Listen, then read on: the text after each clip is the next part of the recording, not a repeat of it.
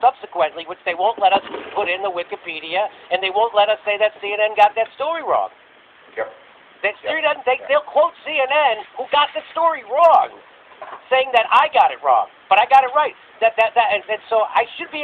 That's a verifiable slander. Mm-hmm. And so why is Wikipedia allowed to slander you? Because why? I don't understand why. They got to have some responsibility. The answer is they have no integrity, and in fact, they're compromised. There's a great article in The Gray Zone by Ben Norton where he looked at the main actors behind Wikipedia, Jimmy Wales, the founder, another top-level person there, and they have deep ties to the national security state in Britain and I believe in the U.S. as well. And that's what they're doing. They are using their platform to smear the voices who are making a difference and challenging pro-war propaganda in the U.S. And we live in an Orwellian propaganda system where people have the illusion that we have, a free exchange of information, but we don't. Anybody who actually challenges power in a real way, like you do, like we do at the Gray Zone, they can't debunk us on the facts, so they have to smear us and even publish false information on what's supposed to be a public site of free information like Wikipedia. It's a complete scam. Wikipedia is a complete scam, completely, and I should be able to. I'm going to look into suing them. I'm sure there's a technicality why you can't, just like why you can't sue Facebook. But another thing is, what's weird is that Wikipedia, it's like if you Google my name, it's like the first thing that comes up. Why the fuck is that the first thing that comes up? Does Wikipedia and Google have a fucking? Do they have some kind of an agreement? We're going to rank your Wikipedia number one, so if you want to smear people, here it is? I would not be surprised if that were true. Yeah. I don't know, but I would not be surprised if there was something going on there. Okay, back to this sketch. Michael Tracy tweeted out, Tillerson, who was our first Secretary of State under Donald Trump, former CEO of Exxon, Tillerson was hired because he was so friendly to Russia and then fired because he was so tough on Russia. It's almost like you can make the RussiaGate thesis comport with any eventuality, regardless of fact pattern. So what he's pointing out is that everybody was saying, they hired Tillerson because he's in bed with Putin in Russia, right? But then Trump fired him, and they go, he fired him because Tillerson's too tough on Russia. So however way it goes, and he's pointing that Michael Tracy is correctly pointing that out. There are clips of it from the Rachel Maddow show when she first introduced this theory. She talked about Tillerson, and she said he must have come highly recommended. And then she cuts to a picture of Tillerson meeting with Putin, right? And then however many months later, when Tillerson gets fired, she was like screaming and hyperventilating because she was saying that it was because Tillerson had tried to stand up to Russia. So, yes, this is the beauty of being in a cult and believing in these crazy conspiracy theories. Any piece of factual information can be twisted to meet your conspiracy theory. It never fails. It's an unfalsifiable theory is what they call RussiaGate. Absolutely. So no matter what they do, you just go see that proves. Yeah. And no matter what. Go ahead. Well, and when Mueller finds no conspiracy, right, after like the most exhaustive investigation in history, the FBI, like hundreds of... Hey, Aaron? Yeah. Aaron, how much did it cost? Do you remember? It was in the tens of millions. I forgot the number. But it was a lot of money. So after one of the most comprehensive investigations in history, Mueller finds nothing. And then what it's become, Mueller wasn't allowed. He wasn't allowed to look at the money, at the counterintelligence concerns. God damn it, Mueller. Like, they spent 2 years worshiping Mueller. He's our hero. Saturday Night Live is singing songs about Robert Mueller. There's prayer candles about Mueller. And all of a sudden he doesn't find a conspiracy. Now he's a bad guy. Or he was thwarted from getting to the truth. The conspiracy theory cannot lose. Here is another one. So this guy, Lawrence Tribe, I'm going to guess he's a big RussiaGator.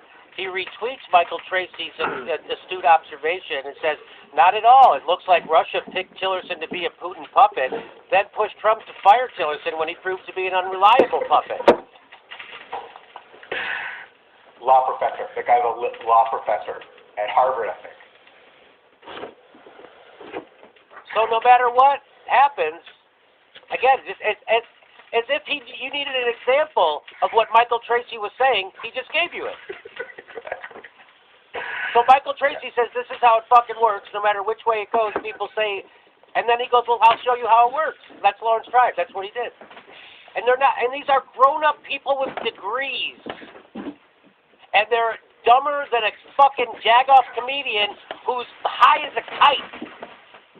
Lawrence Tribe, I'll debate you. I'll be high as a kite.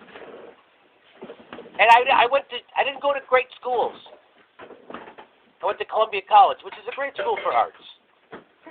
But it's not a brainiac college. Right? That's why I went there, for the arts, because I'm in the arts. Here's another one, Washington Post.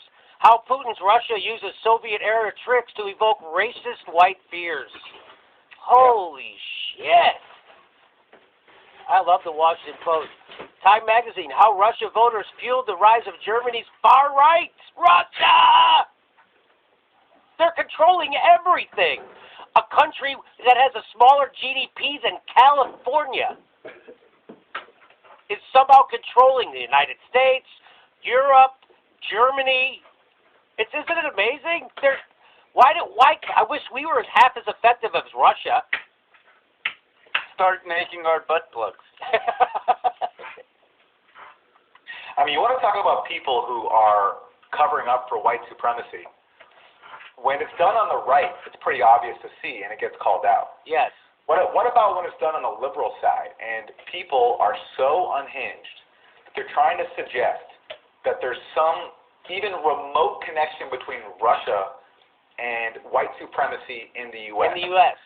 A country founded on slavery. A lifelong legacy of racism up to the present day. And white liberals are trying to say with a straight face that Russia has something to do with it, and trying to suggest in the most condescending way that Russian social media ads were so sophisticated and black voters were so malleable that they got duped into not voting for Hillary Clinton. That's literally what Hillary Clinton and her colleagues argue, is that Russian social media convinced blacks not to vote for her. That's right. Hillary Clinton actually said that, which is an extreme expression of white supremacy and contempt for black people in this country, because it means that you think that black people are so malleable and vulnerable that these dumb Russian social media ads can convince black people not to vote for Hillary Clinton. And of course, Hillary Clinton would never say that she could be swayed by a Russian social media ad. So what does it say about her attitude towards black people? It shows that there's outright contempt, and she's willing to basically adopt a white supremacist attitude to justify her loss to Donald J. Trump. And we never call that out. We only call it out when it happens on the right. Another one, how Russia harvested American rage to reshape U.S. politics. They harvested American rage. And you know what they did? They reshaped American politics.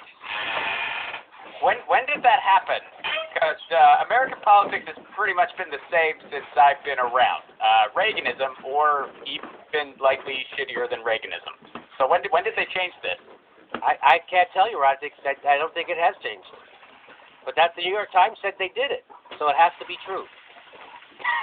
They never let us astray before. Ever. Malcolm Nance, Russians hacked the mindset of the American people. Could throw 28 midterms into doubt. Yeah. They hacked the mindset. I mean, these guys are such geniuses. And it all happened. It never happened before. It all started in 2016. Oh, isn't that something? Russian 2016 influence operation targeted African Americans. That's what you're talking about, Aaron. It's honestly, if you look at these ads, we've talked about them before. These ads are so stupid and juvenile. They weren't even about the election, except for a very, very small percentage.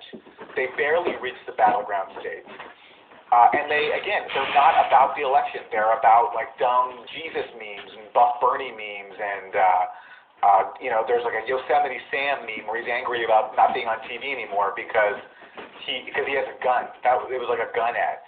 And these liberal institutions, the cream of the crop, the New York Times, put out article after article like this, somehow trying to imply that Russian social media ads influenced the black vote. And that's what explains why black people didn't turn out for Hillary like they turned out for Obama. Could it be maybe because Hillary Clinton was presided over a neoliberal legacy with her husband and the Obama administration that increased or that decreased black home ownership, that expanded the carceral state, where Hillary Clinton called young black kids super predators? Might it have something to do with any of that? No, it's because Russian social media ads fooled vulnerable black people to not voting for her. Here's another one. How the media became one of Putin's most powerful weapons. Just the media became a weapon. The economy's a weapon. The media, the population is a weapon. Everything. There isn't any. The language is a weapon. And we would never weaponize the media in the United States. I mean, in the United States, the media never tried to get a bogus war or anything like that. That's never happened here. Never. And in his election campaign, what was Trump's most powerful weapon? It was the media, who gave him billions of dollars worth of free airtime. And that is what all this Russia stuff is partly about. It's about blaming Russia for the failures